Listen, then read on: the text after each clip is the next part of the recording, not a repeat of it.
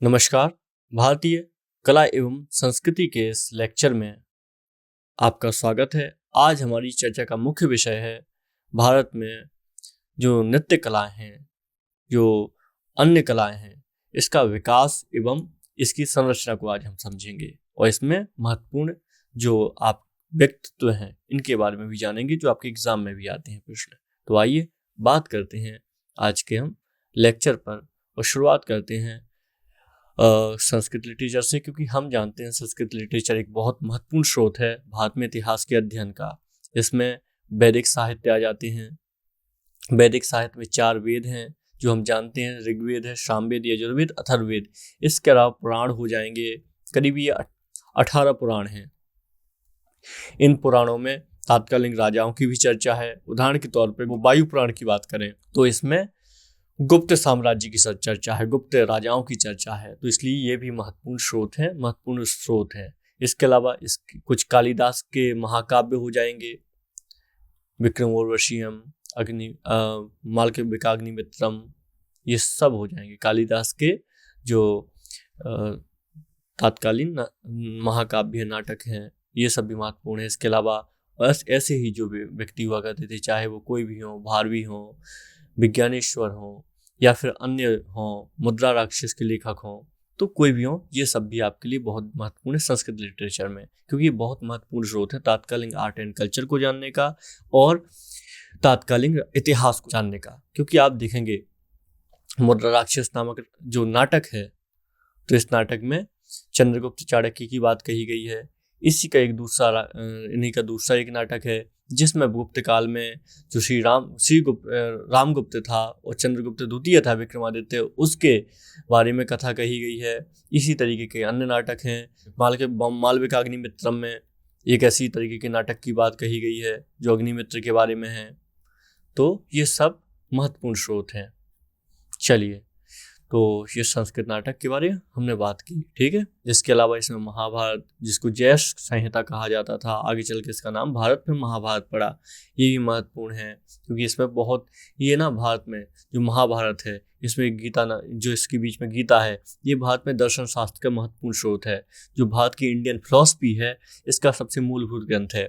इसके अलावा उपनिषद, ये भी भारत के मूलभूत ग्रंथ हैं फिलॉसफी के मामले में। इन्हीं का उद्घाटन किया था स्वामी विवेकानंद जी ने शिकागो सम्मेलन में। तो उपनिषद हमारा बहुत महत्वपूर्ण दर्शन है, ये अद्वैत दर्शन को दिखाता है। अद्वैत दर्शन का अर्थ होता है कि एक ही ईश्वर, यानी पूरे विश्व में सिर्फ एक ही ईश्वर है। हम बहुत सारे ईश्वर देख रहे हैं लेकिन एक ही है। फिर ये अद्वैत दर्शन ही आगे निराकार और साकार में बदल जाएगा, जिसमें आप देखेंगे निराकार में लोग किसी भगवान मूर्ति की पूजा नहीं करेंगे, जबकि साकार वाले मूर्ति पूजा भी करेंगे और उसमें देवता की साक्षात देखना चाहते हैं वो, ठीक है। तो ये उपनिषद दर्शन भी हमारा महत्वपूर्ण है। ये भी संस्कृत ग्रंथ का ही पार्ट है और बहुत महत्वपूर्ण पार्ट है। इसमें पोएट्री यानी कविता, काव्य, ड्रामा और ये फिलॉसफी बहुत ही महत्वपूर्ण स्रोत है संस्कृत साहित्य का।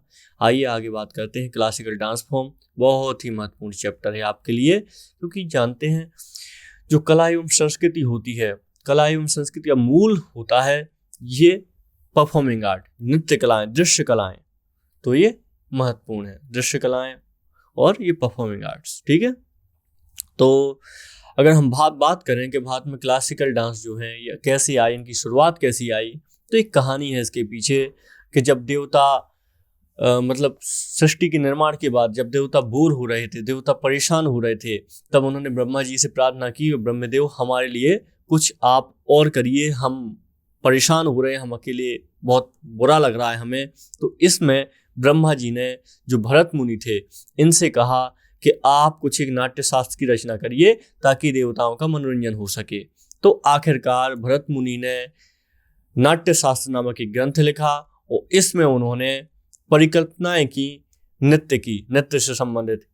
इसमें उन्होंने 108 मुद्राओं की बात की और भी बहुत सारी अन्य मतलब जो टेक्निकलिटीज होती हैं नृत्य करने के लिए, उन सब की बात की। तो भरत मुनि का नाट्य शास्त्र एक महत्वपूर्ण ग्रंथ है भारत में नृत्य को समझने का। एक और है अभिनव दर्पण, ये नंदीकेश्वर का ग्रंथ है अभिनव दर्पण, ये भी बहुत ही महत्वपूर्ण ग्रंथ है भारत में क्लासिकल डांस को समझने का। तो ये दोनों ग्रंथ बहुत ज़्यादा महत्वपूर्ण है, नाट्य शास्त्र और अभिनव दर्पण नंदीकेश्वर का। तो इन्हीं जो 2 ग्रंथ हैं इनसे हमें नाट्य से संबंधित कुछ जानकारी प्राप्त होती है। नाट्य का मतलब यहाँ पे है नृत्य से भी है नाट्य का मतलब, ठीक है। तो इसको नाटक बस मतलब समझिएगा। वैसे भी जो नृत्य होते हैं ये नाटक और नृत्य दोनों का समावेश होते हैं। जो आपने दक्षिण भारत के नाट्य देखेंगे ना, आप कभी देखेंगे मोहिनीअट्टम देखेंगे, कथक देखेंगे, कुचिपुड़ी देखेंगे, तो इसमें आप देखेंगे नाट्य भी चलता है साथ में। जो कथाएं होती हैं, जो जैसे कृष्ण कथा होती है, कृष्ण कथा में कालिया नाग का दमन हुआ था, तो इस तरीके से जो डांस करते हैं इसमें एक चित्र भी बनाने की कोशिश की जाती है। इसके अलावा नृत्य भी किया जाता है। तो नाट्य अपने आप में बहुत बड़ा शब्द है। इसका कई सारे अर्थों में इसका मतलब निकालते हैं, ठीक है। तो आप याद रखिएगा। तो कुल मिला के जो भरत मुनि ने नाट्य शास्त्र लिखा, इसमें शास्त्रीय नृत्य के अनुसार इन्होंने 2 चीजों की बात कही। जो नाट्य होते हैं 2 चीजों से मिलकर बने होते हैं। इनके 2 आयाम होते हैं मुख्यतः। एक होता है लास्य। लास्य क्या होता है? ये भाव, रस और अभिनय का प्रतीक होता है। उदाहरण के तौर पर आपने बहुत सारी नृत्यांगनाओं को देखा होगा। इस चित्र को देख लेते हैं। इसमें नृत्यांगना को चित्र को ध्यान से देखिए। इसमें नृत्यांगना के चित्र में किसी भाव को दिखाने की क्षमता है। ये किसी भाव को दिखा रही है हाथ के सापेक्ष। ये भी देखिए, ये भी भाव को दिखाने की कोशिश कर रहा है। तो ये जो नर्तकियां हैं, जो नारी हैं, तो इनका ये मुख्य भाव है। जितने भी फीमेल पोस्चर हैं, या फिर आप ऐसे करें जो मतलब नारी नृत्य के लक्षण हैं, तो इनको हम लास्य बोलते हैं। लास्य में काउंट करते हैं। इसमें भाव, रस एवं अभिनय का प्रतीक होता है। ये भाव, रस एवं अभिनय का प्रतीक होता है। अभिनय, ये देखिए अभिनय ही तो कर रही है, ये अभिनय भी कर रही है। ये किसी भाव को दिखा रही है। इसके पीछे एक रस होगा। अब वो निर्भर करता है, ये श्रृंगार रस की बात कर रही है, यहाँ पे ये फिर अन्य रसों की बात कर रही है, क्योंकि 9 रस होते हैं ना। तो इसमें 8 रसों की हालांकि चर्चा की गई है। तो किसी ना किसी रस को प्रदान कर रही है। तो लास्य हो गया। दूसरा हो गया तांडव। ये पुरुष भाव की प्रधानता है। जो शास्त्रीय नृत्य होते हैं इसमें पुरुष भाव की प्रधानता है। इसमें क्या होता है, लय एवं गति पर फोकस किया जाता है। लय एवं गति। आप देखते हैं भगवान शिव जब तांडव करते हैं तो ये जो पुरुष भाव है इसकी प्रधानता करते हैं। तांडव का अपना ही एक रूप होता है। हालांकि इसको स्त्रियां भी करती हैं, लेकिन ये पुरुष भाव की प्रधानता करता है क्लासिकल डांस में। ये सब याद रखिएगा। आइए कुछ बात कर लेते हैं, क्लासिकल नृत्यों की बात कर लेते हैं हम। तो भारत में कौन कौन से क्लासिकल डांस हैं, जिसमें हम देखेंगे भरतनाट्यम।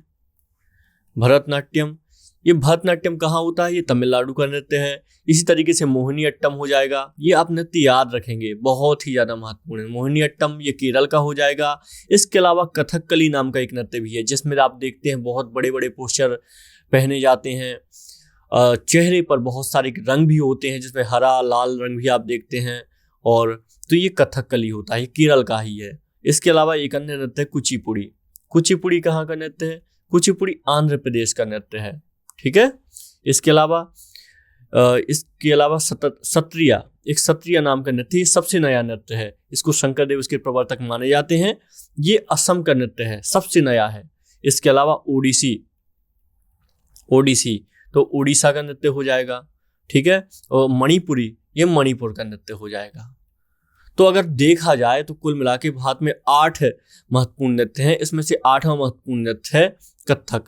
ये उत्तर भारत का एकमात्र नृत्य है, उत्तर भारत का एकमात्र शास्त्रीय नृत्य है, जिसमें महत्वपूर्ण कलाकार रहे हैं बिरजू महाराज। 2022 में इनका निधन हो चुका है। बहुत ही महत्वपूर्ण कलाकार थे बिरजू महाराज। इनसे प्रश्न बन चुके हैं एसएससी में। तो कथक सिर्फ उत्तर भारत का है।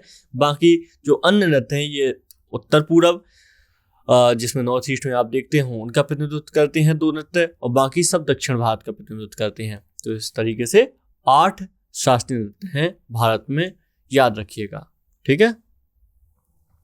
तो ये सब याद रखेंगे। इसके अलावा क्लासिकल डांस के अलावा कुछ अन्य नृत्य भी हैं जिनके बारे में यहाँ पे चर्चा होनी जरूरी है, क्योंकि ये नृत्य भी बहुत ज़्यादा महत्वपूर्ण है। इसमें से एक नृत्य है छऊ। ये छऊ नृत्य कहाँ का है? ये झारखंड, पश्चिम बंगाल, उड़ीसा का नृत्य है। यहाँ पे ये नृत्य होता है मुख्यतः, और इस नृत्य को यूनेस्को दर्जा प्राप्त है इस नृत्य को, ठीक है। इस नृत्य को यूनेस्को की सूची में शामिल किया गया है छऊ और एक कालबेलिया नृत्य को। ये कालबेलिया राजस्थान का नृत्य है, तो इन दो नृत्यों को यूनेस्को की सूची में शामिल कर दिया गया है। ठीक है, तो याद रखिएगा। अगर कहीं कहीं पर ऐसा भी आता है कि भारत में जो क्लासिकल डांस है इनमें 9 नृत्य शामिल हो चुके हैं, तो उसमें छऊ का ही नाम आएगा। अगर कहीं पर प्रश्न बन जाए कि क्या भारत का नवा शास्त्रीय नृत्य कौन सा है, नवा क्लासिकल डांस कौन सा है, तो इसमें इसका जवाब होगा छऊ। ये कहीं कहीं पर आपको प्रश्न देखने को मिलेगा, तो इसको भी आप याद रखिएगा। ठीक है, चलिए, क्योंकि ऐसा भारत सरकार के संस्कृति मंत्रालय ने छऊ नृत्य को दर्जा दिया हुआ है क्लासिकल डांस का। ठीक है, शास्त्रीय नृत्य का दर्जा दिया हुआ है, तो ये सब हम याद रखेंगे। तो हमने बात कर ली है पूरे 8 नृत्यों की। अगर हम भरतनाट्यम के जो प्रसिद्ध नर्तक हैं इनकी बात करें तो भरतनाट्यम आप देखेंगे तो इसमें रुक्मणी देवी अरुणडेल, सोनल मानसिंह, यामिनी कृष्णमूर्ति, प्रतिभा प्रहलाद, ये सब महत्वपूर्ण नाम हैं, आपको याद रखना चाहिए। इसमें मृणालिनी साराभाई भी बहुत महत्वपूर्ण हो जाएंगे क्योंकि ये साराभाई जी की पत्नी है। ठीक है, तो मोहिनीअट्टम की बात करें तो मोहिनीअट्टम महिलाओं के द्वारा किया हुआ जाने वाला नृत्य। ये जयप्रभा मेनन, सुनंदा नायर, माधुर्यम्मा, ये सब महत्वपूर्ण इसके कलाकार हो जाएंगे। तो ये सब आप याद रखिए क्लासिकल डांस के बारे में। छऊ नृत्य भी याद रखेंगे, कालबेलिया भी याद रखेंगे। बाकी नृत्य तो और भी बहुत सारे हैं, लेकिन हम इसकी चर्चा स्ट्रेटेजी के सेशन में करेंगे। म्यूजिक एंड म्यूजिकल इंस्ट्रूमेंट, ये भी बहुत महत्वपूर्ण है। आइए इनकी बात कर लेते हैं म्यूजिकल इंस्ट्रूमेंट की। तो संगीत वाद्य यंत्र क्या होते हैं, क्योंकि हम जानते हैं जब हम नृत्य करते हैं तो जो भारत में नृत्य शुरू हुआ तो नृत्य के लिए कुछ भाव चाहिए होते हैं। तो ये भाव आप देखेंगे अजंता एलोरा गुफाएं, इसके पहले भीमबेटका की गुफा में नृत्य के चित्र हैं, भीमबेटका की गुफाओं में भी नृत्य के चित्र हैं। तो नृत्य तो सबसे पुरानी विधा है, लेकिन इसके बाद इसमें संगीत का तत्व भी जुड़ जाता है। आप देखेंगे कि लोगों में रुचि जागती है संगीत के प्रति। इसी में अगर हम भरत मुनि की बात करें, क्योंकि भरत मुनि ने इसको समझाया हुआ है, तो भरत मुनि के नाट्य शास्त्र के अनुसार संगीत वाद्यों को ध्वनि की उत्पत्ति के आधार पर 4 भागों में विभाजित किया जाता है। इसमें हो जाएगा तत्वाद्य, ये यानी हो जाएगा स्ट्रिंग इंस्ट्रूमेंट। नंबर दूसरा हो जाएगा सुशिर वाद्य। ये सुशिर वाद्य क्या होते हैं, यानी वायु वाद्य इनको बोलते हैं सुशिर वाद्य, जैसे हारमोनियम हो गया। ठीक है, ये सुशिर वाद्य हो जाएगा। तीसरा हो जाएगा, इसमें हो जाएगा अवनद्य वाद्य यंत्र। अवनद्य वाद्य यंत्र, इसमें क्या हो जाएगा, ये चमड़े के वाद्य यंत्र होते हैं, चमड़े से बनाए जाते हैं। उदाहरण के तौर पे तबला ही आप देखते हैं तो चमड़ा से बनाया जाता है, ये ढोलक हो गई। चौथा हो जाएगा घन वाद्य, घन वाद्य या आघात वाद्य भी इसको बोलते हैं। ये आइडियोफोन बोलते हैं इसको, सॉलिड इंस्ट्रूमेंट बोलते हैं। तो ये भी महत्वपूर्ण है आपके लिए। ठीक है, ये सब आप याद रखेंगे चारों ही। तद्वाद्य यानी इसको स्ट्रिंग्ड इंस्ट्रूमेंट बोलते हैं। तो ये आप चारों वाद्य के उदाहरण याद रखेंगे। आइए इसके कुछ हम उदाहरण देख लेते हैं तद्वाद्य के। इसमें आप देखेंगे कंपन उंगली या गज की सहायता से कंपन किया जाता है।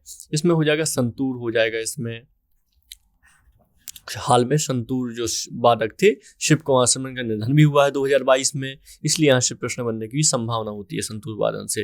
इसमें बीड़ा हो जाएगा, इसमें सरोद हो जाएगा, सितार हो जाएगा, इसमें वायलिन हो जाएगा। तो ये सब हो जाएंगे। कमीचा हो जाएगा। तो ये तद्वाद्य के उदाहरण है। सुशिर वाद्य के उदाहरण क्या हो जाएंगे, ये बांसुरी हो जाएगी। बांसुरी, इसको एरोफोन बोलते हैं या विंड इंस्ट्रूमेंट बोलते हैं। बांसुरी हो जाएगी। इसमें सहनाई हो जाएगी, सहनाई हो जाएगी। तो ये भी महत्वपूर्ण है। अवनद्य वाद्य यंत्र क्या होते हैं, चमड़े के वाद्य यंत्र, जिसमें पशुओं की खाल से बने होते हैं। तो ढोलक इसमें आ जाएगा, तबला आ जाएगा, इसमें मृदंगम आ जाएगा, डमरू आ जाएगा। तो ये सब कौन है, अवनद्य वाद्य यंत्र। घन वाद्य यंत्र में क्या आ जाएगा, वर्तन आ जाएगा, झांझ आ जाएगा और पत्थर आ जाएगा। इस तरीके से ये क्या हो जाएंगे, आघात वर्ग। आप देखते हैं घन वाद्य यंत्र सबसे ऐसे शुरुआती वाद्य यंत्र है जिनकी सबसे पहले शुरुआत हुई। इसके बाद में संगीत यंत्रों का लगातार विकास होता गया। ठीक है, तो ये आप वाद्य यंत्र जरूर याद रखेंगे। तो तबला की वादन की बात कर लेते हैं, क्योंकि तबला वादन एक महत्वपूर्ण वाद्य यंत्र है, क्योंकि यहाँ से प्रश्न बनते हैं। तो तबला वादक यंत्रों की अगर हम बात करें तो इसमें उस्ताद अल्लाह रखा खां, अल्लाह रखा खां, ये जाकिर हुसैन साहब। तो ये सब बहुत महत्वपूर्ण व्यक्ति हैं हमारे देश के जो तबला वादन संबंधित हैं। ठीक है, तबला। और इसके अलावा दूसरा वाद्य यंत्र से हम बांसुरी की बात कर लेते हैं। बांसुरी बहुत महत्वपूर्ण वाद्य यंत्र है। खोखली नलिका में स्वर की ऊंचाई को नियंत्रित करके बजाया जाता है इसको, बांसुरी को। तो बांसुरी में एकहरी बांसुरी होती है, दोहरी बांसुरी, दो प्रकार की बांसुरियां होती हैं। बांसुरी वादक की बात करें तो हरिप्रसाद चौरसिया एक बहुत ही प्रमुख व्यक्ति हैं जो संबंधित हैं बांसुरी के वादन से। ठीक है, इसके अलावा एन रमानी, राकेश चौरसिया, पन्ना लाल घोष, ये सब महत्वपूर्ण व्यक्ति हैं जो आपके एग्जाम में कई बार प्रश्न बन चुके हैं, याद रखिएगा। शहनाई की बात कर लेते हैं। तो शहनाई भी कंपिका युक्त वाद्य यंत्र होता है। विवाह, मंदिरोत्सव या किसी मांगलिक उत्सव में इसको बजाया जाता है। जो उस्ताद बिस्मिल्लाह खां हैं, इन्होंने भी आज़ादी की पूर्व संध्या पर शहनाई बजाई थी, इसलिए बहुत ही प्रमुख नाम है उस्ताद बिस्मिल्लाह खां। ठीक है, बिस्मिल्लाह खां। ये भारत रत्न सम्मानित हैं, 2001 में इनको भारत रत्न मिला था। इसके पहले पद्म भूषण भी मिल चुका है इनको, तो ये भी याद रखिएगा। तो उस्ताद बिस्मिल्लाह खां, इसके अलावा इसमें कृष्णा राम चौधरी, उस्ताद अली अहमद हुसैन खान, पंडित अनंतलाल, ये सब महत्वपूर्ण नाम हैं। ठीक है, चलिए आइए बात कर लेते हैं आगे। सितार वादन की बात करते हैं। सितार, तो सितार ये 13वीं शताब्दी में सितार का आविष्कार तराना, ख्याल और कव्वाली शैली के कवि अमीर खुसरो के द्वारा किया गया था। तबला का भी शुरुआत किसने की थी? अमीर खुसरो ने ही की थी। और सितार की खोज भी अमीर खुसरो के द्वारा की गई थी। तो ये याद रखिएगा, सितार यंत्र जो है, जो भारतीय वीणा हुआ करती थी, जो सरस्वती जी के साथ आप देखते हैं, सरस्वती माता के साथ, और जो ईरानी तंबूरा हुआ करता था।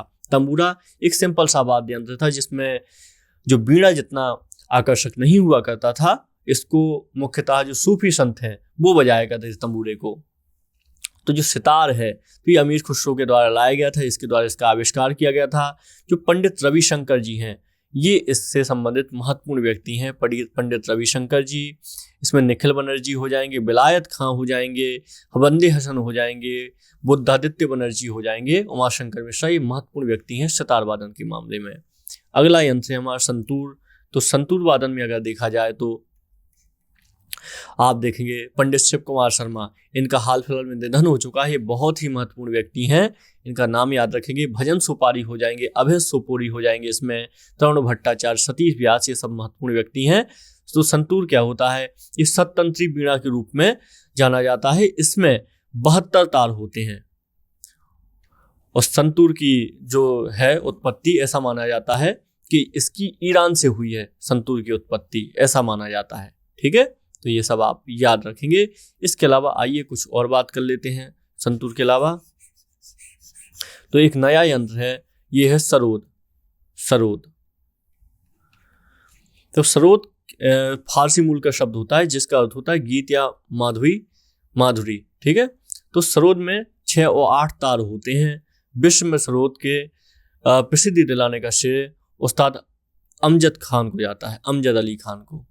अमजद अली खान इसके मुख्य व्यक्ति हैं सरोद से संबंधित। तो अमजद अली खान, ये बहुत महत्वपूर्ण नाम है, आपके एग्जाम में कई बार बन चुका है प्रश्न। इसके अलावा उस्ताद अलाउद्दीन खां, अमजद अली खां के अलावा अली अकबर खां, सौमिक दत्त, राजीव तारानाथ, ये भी बहुत महत्वपूर्ण नाम है सरोद वादन से संबंधित। एक हो जाएगा सुरबहार वाद्य यंत्र, सुरबहार। ठीक है, इस सुरबहार सितार वाद्य यंत्र का बदला हुआ रूप है। किसका? जो सितार वाद्य यंत्र हुआ करता था उसी के जैसा होता है ये। और इसमें सिंधी सारंग, गुजरातन सारंगी होती हैं। शंकूर खान, पंडित राम नारायण, ये सब इसके महत्वपूर्ण व्यक्ति हैं। वीणा की अगर बात कर लें तो वीणा एक महत्वपूर्ण वाद्य यंत्र है। आप जानते हैं वीणा को देखा जाए, समुद्रगुप्त के को आपको याद होगा कि एक मोहर प्राप्त होती है जिसमें समुद्रगुप्त की वीणा बजाते हुए दिखाया गया है। तो वीणा भारत में हिंदू मान्यताओं के अनुसार बहुत प्राचीन वाद्य यंत्र है। ज्ञान की देवी माँ सरस्वती के हाथ में भी ये होता है। इसकी अगर कुछ महत्वपूर्ण व्यक्ति की बात की जाए तो लालमणि मिश्र महत्वपूर्ण व्यक्ति हो जाएंगे। लालमणि मिश्र, एस बालचंद्रन हो जाएंगे, पुण्य श्रीनिवास हो जाएंगे, लालगुड़ी जयरामन आदि इसके महत्वपूर्ण व्यक्ति हैं वीणा वादन संबंधित। ठीक है, एक रुद्र वीणा होती है। रुद्र वीणा ये वीणा का ही एक संस्करण होता है। इसके अलावा वायलिन एक महत्वपूर्ण वाद्य यंत्र है। तो वायलिन आप देखेंगे वायलिन, इसमें क्या होता है, ये प्रसिद्ध वाद्य यंत्रों में से एक है। ऐसा माना जाता है अल्बर्ट आइंस्टीन भी वायलिन बजाने में कुशल हुआ करते थे, ऐसा माना जाता है।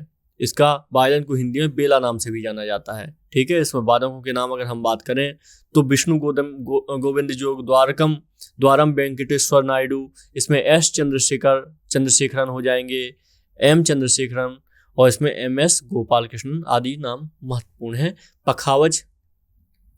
पखावज क्या होता है, ये एक ढोलक जैसा यंत्र होता है। इसमें आप देखेंगे इस तरीके से, और ऐसा होता है, ऐसा ढोलक जैसा यंत्र होता है।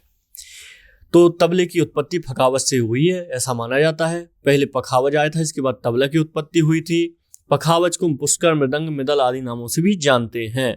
तो इसके कौन कौन से मुख्य वादक है, तोताराम शर्मा, पंडित अयोध्या प्रसाद, उप्पालप्पू श्रीनिवास और पंडित गोपाल दास, ये सब महत्वपूर्ण व्यक्ति हैं पखावज को बजाने वाले।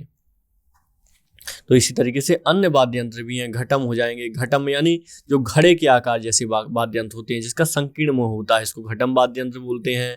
इसके अलावा पियानो भी होता है, एक तार वाद्य यंत्र है ये। इसके अलावा और भी वाद्य यंत्र है कुछ जो आपके लिए बहुत ज़्यादा महत्वपूर्ण नहीं है, बस इतनी ही चर्चा आपके लिए आवश्यक है म्यूजिक इंस्ट्रूमेंट की। आइए आगे बात करते हैं फोक एंड ट्राइबल आर्ट। ये बहुत महत्वपूर्ण चैप्टर है। क्यों महत्वपूर्ण है ये? क्योंकि हम देखेंगे हमारे देश में जो ये चित्रकला रही है, बहुत सबसे प्राचीन कलाओं में से एक मानी जाती है।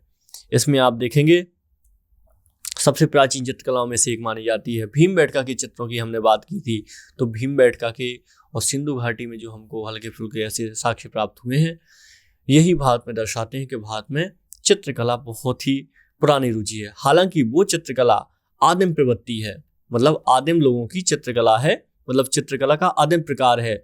आज की चित्रकला हम देखते हैं जो विकसित मानव की चित्रकला है, लेकिन चित्रकला का तो चित्रकला है और इसमें रचनात्मक प्रवृत्ति को दर्शाती है मनुष्य की। तो आइए बात कर लेते हैं कुछ चित्रकला के बारे में। कुछ चित्रकलाएं ऐसी भी जिनको जीआई टैग भी बाद मिला हुआ है, जैसे कि आपका मधुबनी पेंटिंग हो जाएगी। ये कहाँ की है? ये बिहार की पेंटिंग है, मधुबनी पेंटिंग। हमने बात की थी, जब पेंटिंग की हम बात करते तो हमने जहांगीर का काल देखा था। जहांगीर के काल में सबसे ज्यादा चित्रकला का विकास हुआ है, तो हमने जहांगीर के काल को देखा था। मधुबनी पेंटिंग ये बिहार की चित्रकला है। इसके अलावा और भी यहाँ पे बहुत महत्वपूर्ण पेंटिंग है, जिसमें से वारली पेंटिंग हो जाएगी। वारली या वारली ये महाराष्ट्र की चित्रकला हो जाएगी, ये भी जीआई टैग प्राप्त है। इसके अलावा इसमें पट्टचित्र हो जाएगा। पट्टचित्र उड़ीसा की चित्रकला है, ओडिशा की है। मध्य प्रदेश की गोंड चित्रकला महत्वपूर्ण है, मध्य प्रदेश की गोंड चित्रकला महत्वपूर्ण है। और इसके अलावा और भी भील जनजाति की भी अपनी चित्रकलाएं हैं, तो आइए देख लेते हैं। तो गोंड चित्रकला की बात करें तो हम गोंड जनजाति के द्वारा की जाती है। ठीक है, ये मिट्टी की दीवारों पर चित्रकारी की जाती है। ठीक है, पिथौरा पेंटिंग एक महत्वपूर्ण पेंटिंग है। पिथौरा ये कहाँ की? मध्य प्रदेश की ही है, मतलब मध्य प्रदेश बस नहीं बोलेंगे, इसमें राज्य बोलना गलत हो जाएगा। अगर हम बोलें गोंड चित्रकला मध्य प्रदेश की है, तो मध्य प्रदेश की तो गोंड जनजाति सिर्फ मध्य प्रदेश में नहीं पाई जाती है ना, गोंड जनजाति अन्य क्षेत्रों में भी पाई जाती है। तो गोंड जनजाति की चित्रकला है, ये कहना ज़्यादा महत्वपूर्ण है। ठीक है, इसी तरीके से पिथौरा ये भील चित्रकला है। भील जो जनजाति होती है, अगर और भी ज़्यादा अच्छे से बोले तो भील जनजाति की उपशाखा होती है भिलाला। तो भिलाला जनजाति के द्वारा ये चित्रकला की जाती है।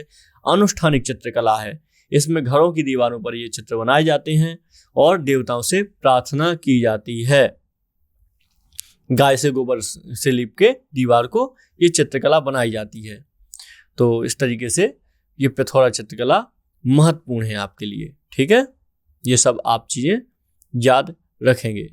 आइए कुछ और पेंटिंग की बात कर लेते हैं हम, जो हमारी जनजातीय चित्रकला से ही संबंधित है। इसके अलावा कुछ अन्य पेंटिंग भी हैं, जिसमें हो जाएगा आपका फड़ पेंटिंग। फड़ कहाँ की है? ये राजस्थान की है, राजस्थान की चित्रकला है। सौरा पेंटिंग ये आपके एग्जाम में पूछा गया है कई बार, तो सौरा पेंटिंग कहाँ की हो जाएगी? उड़ीसा की हो जाएगी। इसके अंदर बाघ पेंटिंग, बाघ इसको जीआई टैग भी मिला हुआ है, तो ये महत्वपूर्ण है बाघ पेंटिंग, बाघ। तो ये हो जाएगी मध्य प्रदेश की। बाकी गुफाएं मध्य प्रदेश में पाई जाती हैं और ये गुफाएं भी महत्वपूर्ण हैं। अजंता एलोरा में जैसे कि आप देखते हैं थोड़ी धार्मिक गुफाएं हैं, लेकिन धर्मनिरपेक्ष गुफाएं हैं। बाकी गुफाएं बाघ नदी के पास है मध्य प्रदेश में। इसके अलावा पट्ट चित्र पेंटिंग भी उड़ीसा की ही थी, जो हम पहले ही बात कर चुके हैं। पट्ट चित्र बहुत ही ज़्यादा महत्वपूर्ण है। ठीक है, तो ये सब आप प्रकार याद रखेंगे।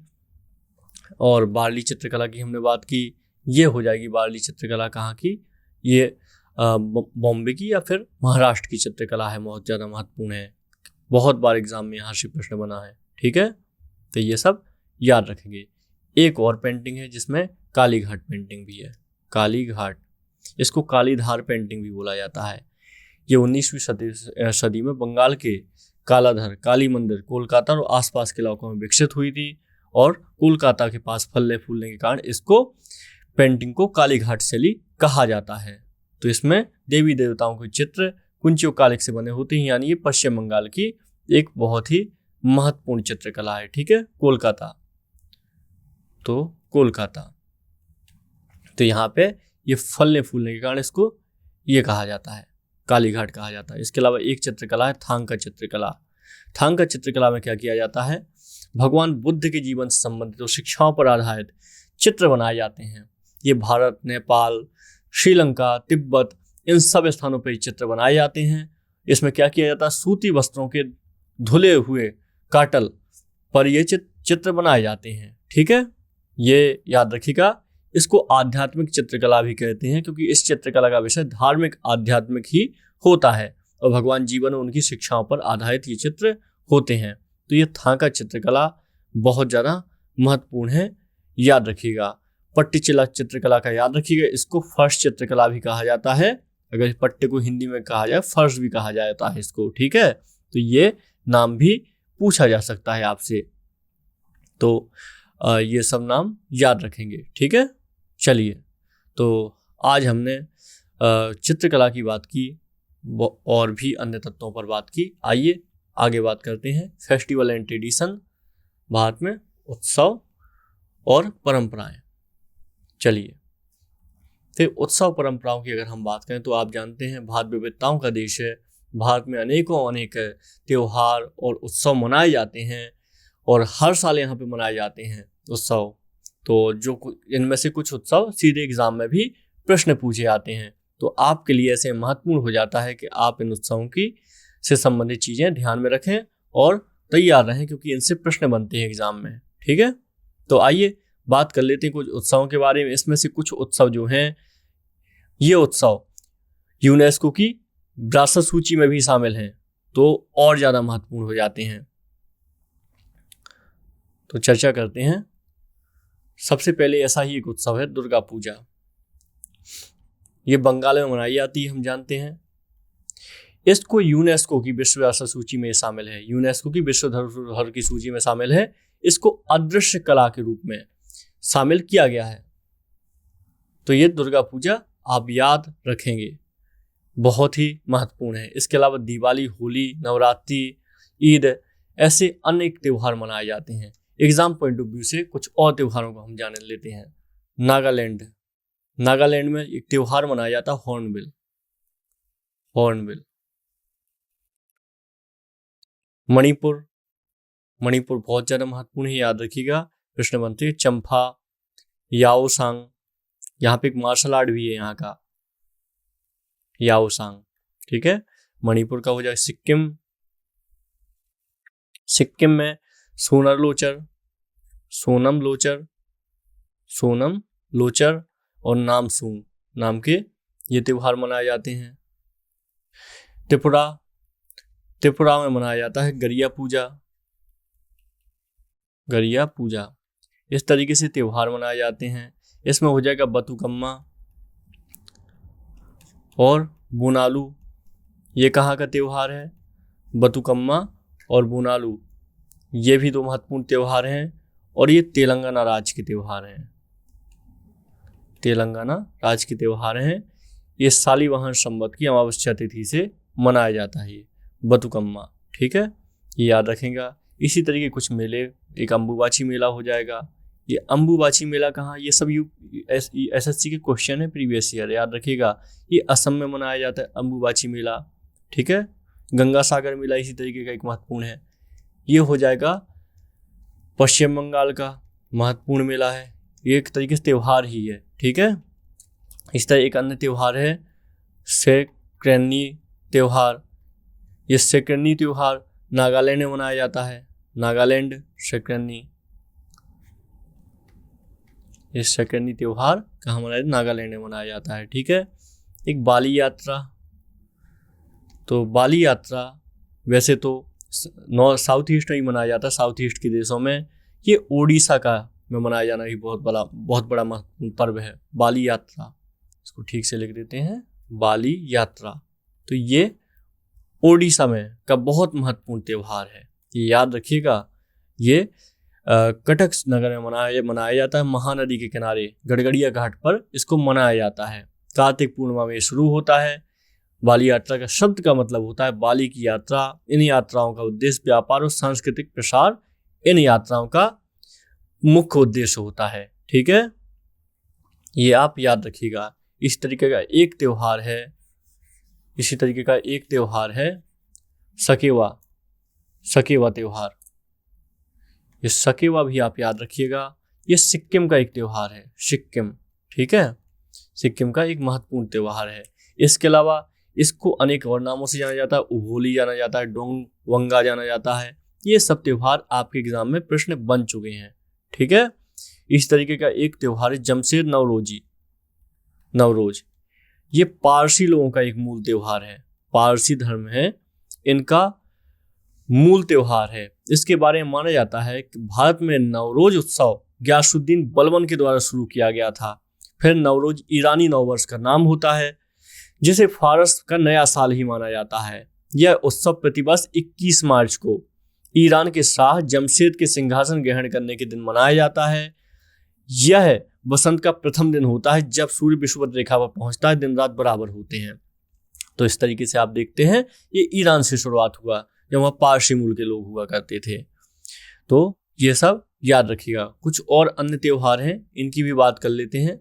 ये महत्वपूर्ण है आपके, जिसमें से आप देखेंगे एक त्यौहार है गुड़ी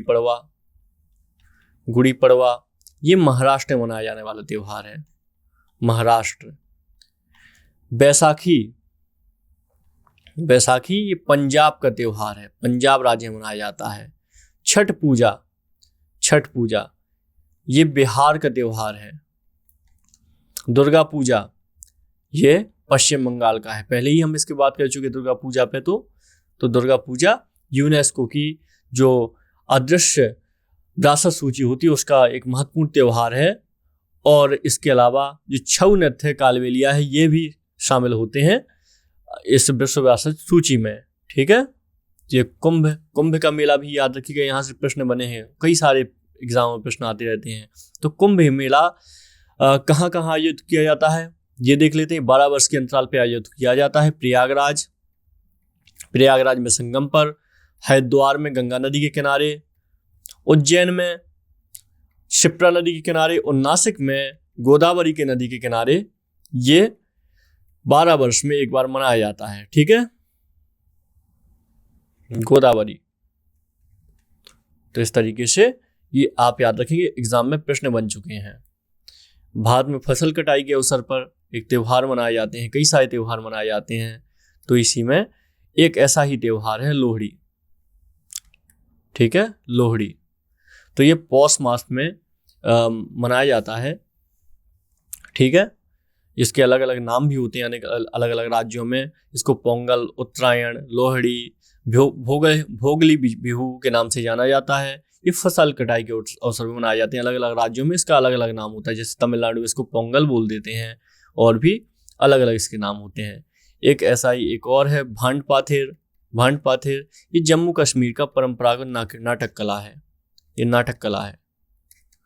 तो ये जम्मू कश्मीर की महत्वपूर्ण नाटक कला है।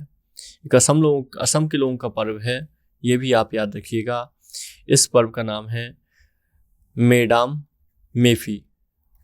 इसमें ये अपने प्राचीन लोगों को याद करते हैं, जो इनके पूर्वज थे, इनके याद में ये त्यौहार 31 जनवरी को हर साल मनाया जाता है। जो स्वर्गवासी लोग हो चुके हैं उनकी याद में। ये एग्जाम में आपके प्रश्न पहले ही बन चुके हैं, ठीक है।